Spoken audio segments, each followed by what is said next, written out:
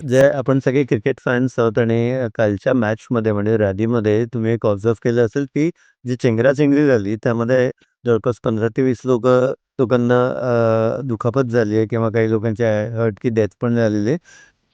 आता यांनी कुठेतरी इमॅजिन केलं असेल का, की मी मॅच बघायला जाणार, एका उत्साहाच्या वातावरणात आपण ते सगळं करायला जातो, आनंदाच्या वातावरणात करायला जातो आणि मला असंही काही होऊ शकतं, असं कुणी इमॅजिन सुद्धा नसेल केलं. तर मग यातनं किती लोकांचा प्रॉपर हेल्थ इन्शुरन्स असेल, किती लोकांचा टर्म इन्शुरन्स असेल, म्हणजे ज्या लोकांची डेथ झाली त्याच्या फॅमिलीचं काय होणार आहे?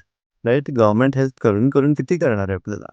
आपली पूर्ण फॅमिलीचं लाईफ हँडल होऊ शकेल का त्यातून? त्यांचे एक्सपेन्सेस पूर्ण होऊ शकतील का?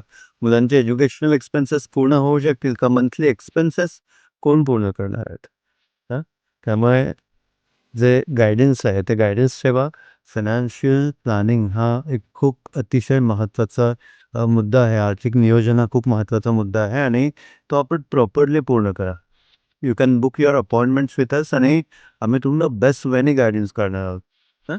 तर तुमचं फायनान्शियल प्लॅनिंग जरी केलेलं असेल, क्रॉस चेक करून घ्या आमच्याकडनं, की हे मी जे काही करतोय, हे क्रॉस एनालिसिस त्याचं करून घ्या, हे परफेक्ट आहे की नाही. So that you will never go in the wrong direction आणि जे काही ॲडिशनल गोष्टी मिळणार आहेत, त्या खूप प्रॉस्पेरिटी पॉइंट ऑफ व्ह्यू राहणार, राइट?